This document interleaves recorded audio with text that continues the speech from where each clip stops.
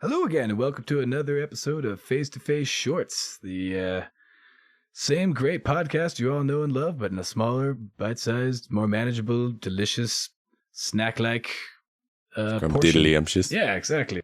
And where we kind of discuss things that we maybe didn't get to on maybe the larger episode. Or something completely unrelated. But not this time. This time we're going to be staying on point again, continuing with the theme of MK Ultra, which is a large podcast that we hope you guys go and check out. And today we're going to be discussing kind of an offshoot of the brainwashing section. And this one's going to be regarding a couple of people that, you know, hopefully our adoring audience has heard of. And that's Sirhan Sirhan and Mark David Chapman. You ever heard of these guys, Marcus? Sirhan Sirhan? Yeah. Who was Sirhan? Sounds like a Game of Thrones character. I know, right? For real. Battle for the wall. So he was an Arab Christian who was born in Jerusalem with Jordanian citizenship, who assassinated the United States Senator Robert F. Kennedy. Whoa. Okay, I gotta back that up.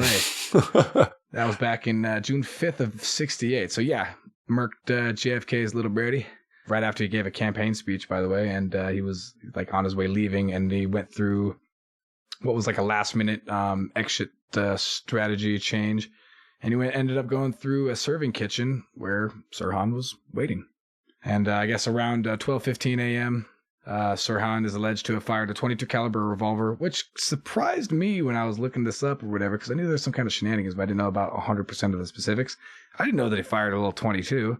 22 is tiny. I thought it was a .38. Most of these little snub-nosed killings usually appear with that, whether it's like Jack Ruby or... Yeah, so he fired the revolver at Kennedy and as well as the crowd surrounding him. And shortly after Kennedy had finished addressing the supporters in the hotel main room, and a former professional football player and Olympic gold medalist were among several men who subdued and disarmed Sirhan after the struggle. In fact, there's a super gnarly video of him basically talking to the guy who's like holding him as he's like bleeding out. Kennedy, not Sirhan. And the first thing he asks basically, and the guy kind of just talks about this in the subsequent interview, he's asked, was anybody else shot? Is everybody okay?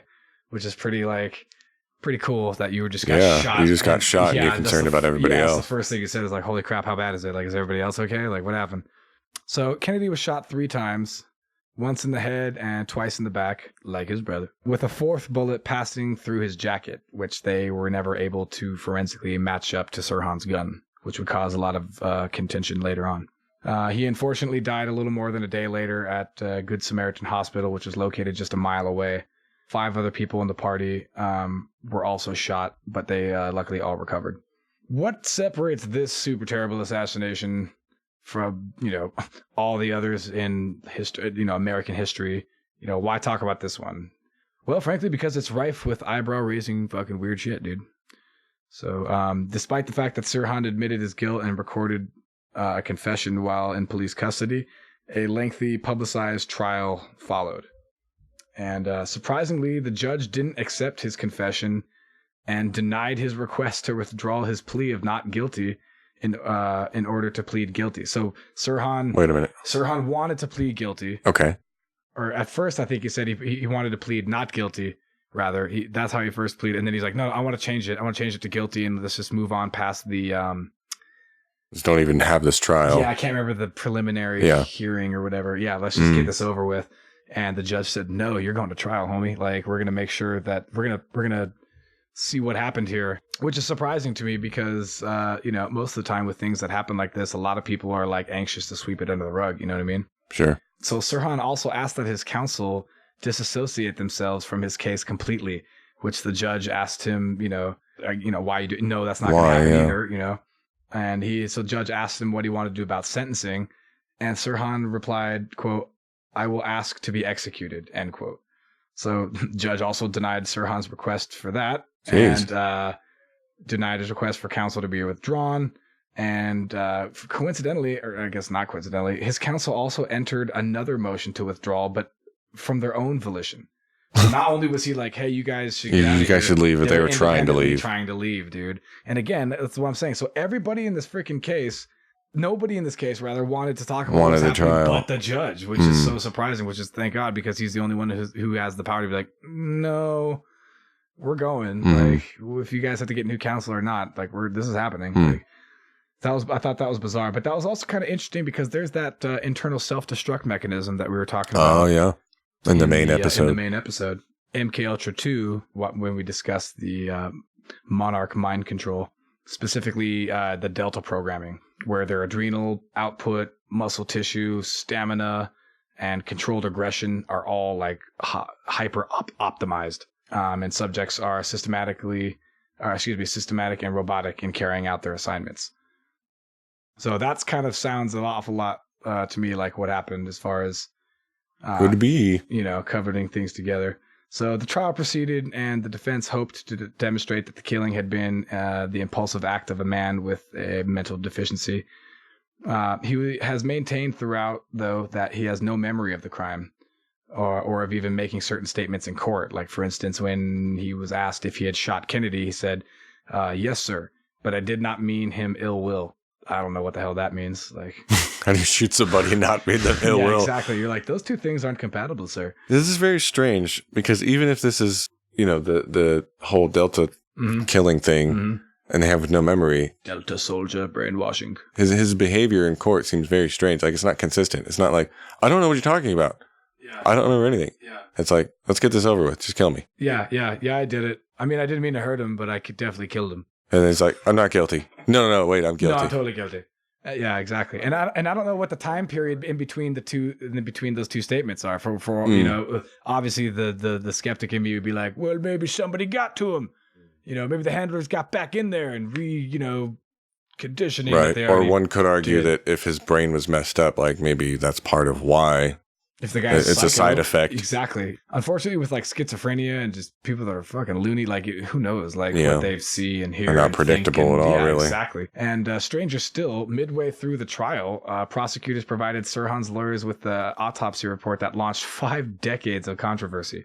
The controversy is that Kennedy was shot 4 times at point blank range from behind, including the fatal shot from behind the ear that basically kind of ended it. But according to all witnesses, Sirhan was standing in front of Kennedy. So this is going in a different direction. For that, what you will, whatever. A lot of people think, and we'll discuss it here in a second. So later evidence would be introduced. He's one of those guys from Wanted. Oh man, that was so cool. That was the best, worst movie ever. The train scene where like it falls down the ravine and like gets wedged. That's a good movie to watch mindlessly, not to think too much about. Out of your mind, or if you're like got a tooth pulled and you're just doped to the eyeballs on drugs and you're kind of semi-conscious. Fantastic movie. So later evidence would be introduced that would kind of lend weight to the theory that the murder was premeditated, basically, including pages from 3 of Sirhan's journals and notebooks. But in these journals was something kind of bizarre, as well as his testimony given under hypnosis. This is what I was going to ask is why Robert Kennedy? He did actually say that he was, or there was some allegation rather that he was upset that Kennedy was, the senator was a proponent of pushing a bill that had to do with sending fighter jets over to Israel. And okay, I guess I could see that. A Palestinian sympathizer, right. I think, and he was like, "Well, obviously these planes are going to be used to fucking hurt people that I care about, blah blah blah, and it's your fault probably or something." So I know that was brought up or whatever, and a lot of people think that if that does hold true, that's like the first assassination that was centered around the Israeli-Palestinian conflict, at least in America. In America, I was going to say exactly. Those poor fuckers have been killing each other for a minute, dude. I'll leave a couple of links for videos, and you can straight up see some of the hypnosis videos and all the things that he kind of wrote in hypnotized yourself. Notebook. Yeah, no kidding. Hypnotoad. Hypnotoad season 2 and 1 are the best. So yeah, these things are super bizarre, and they have all the hallmarks of the MK Ultra program. A jury convicted Sirhan of first-degree murder and sentenced him to death in 1969. But it was then commuted for a life imprisonment term in 1972, and he also survived a stabbing while in prison. Which, hit attempt, or maybe you're just living cover in prison. Up the truth. Or you just got shanked because you're living in prison. This is how they say hello over there. They come by, fruit basket, stab you a couple of times. Welcome. Is this what I've been doing to people? Jesus Christ, I fucking belong here. In 2011, his defense team consulted hypnosis and conditioning expert Dr. Daniel P. Brown. Ooh, this is where it gets interesting. Of Harvard University, who spent over 70 hours with Sirhan to test their theory of whether Sirhan was hypnotized to be the fall guy.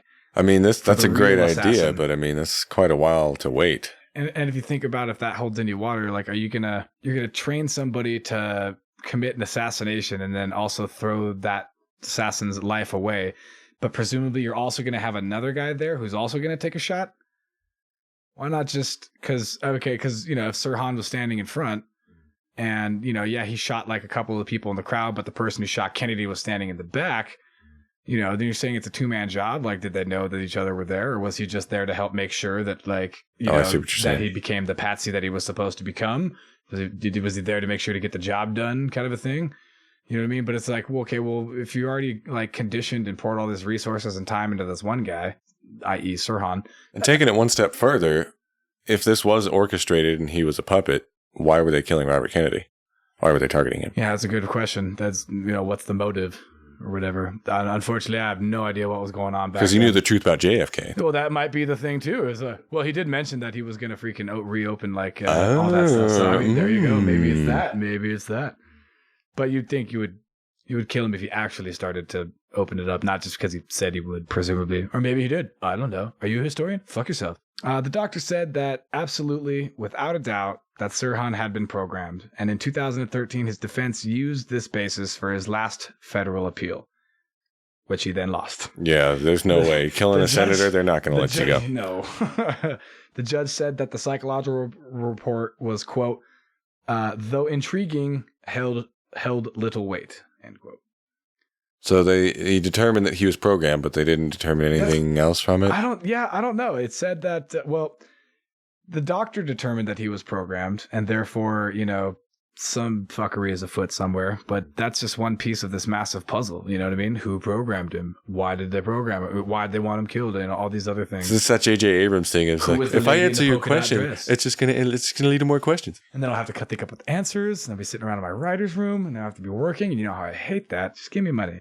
Also, for what it's worth, RFK's son doesn't believe that it was even Sirhan who had killed him and supports reinvestigation. If you think that kind of Manchurian Candidate-style assassination was like a one-off, you'd be wrong. As I said earlier, we're also going to flash forward now. So enter Mark David Chapman, who was an American who had shot and killed John Lennon outside of his apartment building in Manhattan on December 8th, 1980. We, of course, all know who John Lennon was, yes. Former member of the Beatles. Most talented member in the group, of course. Next to Ringo, who in his words was just happy to be here. So Chapman went to New York in October of 1980, intending to kill Lennon, but left to obtain ammunition for his unwitting friend Dana Reeves in Atlanta before returning in November. During his October trip to New York, Chapman was inspired by the film Ordinary People. Apparently this movie convinced him to stop his plans. And then he returned to his home in Hawaii, where he told his wife that he had been obsessed with killing Lennon. Chapman then showed her the gun to show that he wasn't fooling, as well as the bullets. And she, for some reason, did not say anything to anybody. Police or doctors or anybody. So I mean, he seemed normal. I don't know. Red flag laws would not have worked in that situation. Chapman later said that the message, "Thou shalt not kill," flashed on the television at him, and that it was on the wall hanging that his wife put up in their apartment. He had made an appointment to see a clinical psychologist, but never kept it.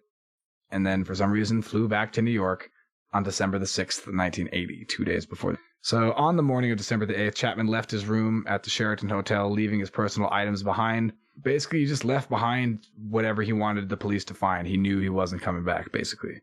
He bought a copy of, a bunch of singed passports, and a copy of the Quran. He bought a copy of The Catcher in the Rye, in which he wrote, "This," underlined, "is my statement," end quote, and signing it, quote, Holden Caulfield, which I guess was the main character. I think. Yeah. Again, I haven't read the book. He then spent most of the day near the entrance of the Dakota apartment building where Lennon lived. talking to fans and the doorman. Early in the morning, Chapman was distracted and missed seeing Lennon step out of the cab and enter the Dakota. Later in the morning, he met Lennon's housekeeper, who was returning from a walk with Lennon's 5-year-old son, Sean. Chapman reached in front of the housekeeper to shake Sean's hand and said that he was a beautiful boy, quoting Lennon's song. Around 5 p.m. Creepy and sad. Oh, dude, it gets creepier and more sad. Around 5 p.m., Lennon and his wife Yoko Ono were leaving the Dakota for a recording session at Recording Plant Studios. And as they walked toward their limousine, Chapman asked Lennon to sign a copy of his album Double Fantasy. Amateur photographer Paul Gorsh was standing by and took a picture as Lennon signed the album. So, bro, there's an iconic photo of both Chapman and Lennon, and he's signing a copy. And I guess, apparently, according to testimony from Chapman later on, Chapman says that John handed me back the album, looked me in the eye as if he was waiting for something, and said, "Is there anything else you need to do or want to do?" or something along those lines. And Chapman took that as like a mental, like, oh my God, he knows. He knows, and he wants me to do it like now or whatever. And then he got cold feet or whatever. And Lennon gets back in the limousine and drives off to his recording studio. That doesn't sound to me like a programmed killer, but... No, that's true. He doesn't have the same... it's a little bit of empathy or something. Yeah, something. I have no idea. Something stopping him. Got him to sign... well... Then again, he didn't broken say it was mind. Empathy. That's also true. Who knows? You can't use logic. He didn't say it was... He said he got scared. Right. Like it was afraid to do it. Like he couldn't... Like he didn't have the balls to do it. Yeah, I mean, if you're going to kill somebody, if you're not maybe like a trained cold hard killer, and dude's staring at you like, "What's up, dude?" Like, yeah, almost like in his mind, almost like calling him out, like, "What's up, bitch?" Like, what are you gonna do? Just what the fuck do you think you're going to do there, mate?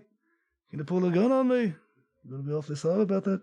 Around 10:50 p.m., Lennon and Ono returned to the Dakota in the limousine. They got out, past Chapman, and walked toward the entrance of the building. So dude was just like... waiting for him, dude. Just posted up literally all day. Which, I don't know, is that like something that was normal? Because, I mean, dude, he had John Lennon had mega fans. Like, yeah, it was not uncommon with his, like, house, not like his apartment, but, like, he had, like, a house, I can't remember where, maybe in England with, like, grounds. And, like, you know, people would, like, sneak on there all the time while frying balls on acid, going, like, dude, I need to tell you about some... sudden realization of great truth. Right. So I don't know if that would be like out of the ordinary. And George Harrison got killed at his house too, didn't he? He didn't get killed. He got fucking stabbed. That's right. That's what I meant. Yeah. They got out past Chapman and walked toward the entrance of the building. And from the street behind him, Chapman fired five hollow point like 38 rounds from a snub-nosed revolver, 4 of which hit Lennon in the back, shoulder, puncturing his left lung and left like subclavicle. Apparently, Chapman softly called out "Mr. Lennon" before firing, and then dropped into a combat stance, which is like how... That's weird. Yeah, exactly. Chapman said that he does not recall saying anything and that Lennon did not turn around. Chapman remained at the scene and appeared to be calmly leaning up against the hotel wall reading The Catcher in the Rye when the NYPD officers arrived and arrested him without incident. Super bizarre. Now, again, that's definitely disassociation, for sure. That's what it sounds like. But whether that's like programmed or whether that's this guy's just fucking crazy, yeah. Dude. Which I hate just saying things that I don't understand are crazy because it's intellectually lazy. It is, yeah. You know what I mean? But it's like at this point, it's like, well, fuck am I supposed to think, dude? The guy's doing all this crazy shit, dude. Like, crazy is crazy does, man. He admitted later saying things like, "I acted alone." And the first responders recognized that Lennon's wounds were so severe and they decided not to wait for the ambulance. And so they just rushed him to the Roosevelt Hospital in a squad car. And Lennon was then pronounced dead on arrival 3 hours later. Again, different than the 22 that Sirhan shot him with. The 20, which again, he fucking killed Kennedy with that. And it's like, dude, 22s are not, any round in the brain is not exactly good for the whole living thing, if you're into that. So 3 hours later, Chapman told police, "I'm sure, quote, I'm sure the big part of me is Holden Caulfield, who is the main person in the book. The small part of me must be the devil," end quote. Oh, which again is like, are you just projecting those characters because they're actually like different parts of your brain, or maybe the devil's the handler, or but again, dude, like you try to put this stuff into perspective, and it doesn't really come out any more clearer than as opposed to not looking through the lens of the MK Ultra like phenomenon. Yeah. But a lot of that kind of reminds me about what we discussed or in the long episode where we talked about triggers. You can utilize any kind of use. Yeah, exactly. You utilize any kind of like stimuli in order to kind of just do a temporary like trigger of something that'll kind of bring up the alter or the multiple that we discussed before. More than a dozen psychologists and psychiatrists interviewed Chapman in the 6 months prior to his trial, 3 for the prosecution and 6 for the defense, and several more on behalf of the court. Jeez. And they conducted just a battery of standard diagnostic procedures and more than 200 hours of clinical interviews. All 6 defense experts concluded that Chapman was psychotic. 5 of those thought he was a paranoid schizophrenic. It's a lot more than the other guy got. Yeah, the other guy kind of got railroaded, where this guy got like well, actually, I was just going to say freaking... This was after Sirhan, so maybe they learned their lesson, you know what I mean? RFK wasn't exactly the cultural icon that John Lennon was. True. Not talking shit or anything. The court-appointed experts concurred with the prosecutor's examination and that he was delusional, yet competent to stand trial. And okay. So in the which I thought was kind of like a weird, like, yeah, he's insane, but not so insane that he doesn't. Wait, this will be great for our ratings. Put him on trial. For real. In the examinations, Chapman was more cooperative with the prosecution's mental health experts than he was with the defense. So for his own defense, he was kind of giving them more hard of a time, which is, again, kind of bizarre. Yeah. At the initial hearing in January 1981, Chapman's new lawyer, Jonathan Marks, instructed him to enter a plea of not guilty by reason of insanity. However, Chapman told Marks in June that he wanted to drop the insanity defense and plead guilty. Obviously, Marks objected with, serious questions over Chapman's sanity and legally challenged his competency to make the decision. So he basically told the judge, like, hey, I don't even think he knows what he's talking about. Make this. Yeah, he's saying he wants to be guilty. I don't think he understands what he means. So in the hearing that came on June 22nd, Chapman said that God had appeared to him and told him to plead guilty, and that it would not change his plea over an appeal, regardless of his sentence. Yeah, this guy was also highly religious. God kind of plays like a big part in his motivation. His lawyer Marks told the court, it's because John Lennon said, "Imagine there's no religion." He did say that, and he was also saying it was contested too that the whole Chapman bigger than Jesus. Exactly about that particular comment, which is just like, dude, get over yourself, bro. Which I'm pretty sure, like, if the Jesus that you believe in was like pissed at that, I'm pretty sure he wouldn't want you to go and murder the guy. Just yeah, exactly. That's not exactly Jesus' teachings. Before fucking scumbag. It's my interpretation of the Bible. I can do what I want. Yeah, exactly. Marks obviously was upset and told the court that he opposed Chapman's change of plea decision and that Chapman wouldn't listen to him. But Judge Dennis Edwards refused a further assessment, saying that Chapman had made the decision of his own free will and declared him competent to plead guilty. Before we go on, I wanted to kind of mention that whole aspect about him hearing God. Yeah. That's MK Ultra E. Did I send you that link or whatever about DARPA studying using lasers to amplify certain resonance of your brain to make you hear voices that are in your head? We talked about it, but no. Super bizarre. So anyway, I just thought that if that was like a thing that was around in the 80s, that would definitely be useful or whatever to kind of beam into people's heads and then just be how effective can that be to the right person? Right. Yeah. Yeah, I don't know. And one would argue maybe you'd have to get the device like near him, like in his prison cell or wherever he happens to be like, Mark, it's God. I'm very upset with what you've done, and I want you to plead guilty. It's the only way to get it to heaven. Also, don't mention about all that conditioning that happened to you. But anyway, the judge ordered psychiatric treatment for Chapman during his incarceration and sentenced him to 20 years to life. 5 years less than the maximum sentence of 25 years to life. Chapman's 11th parole hearing is scheduled for August of this year. 11th parole hearing. So he's been trying to get out? Yeah. Again, I don't understand. I don't know.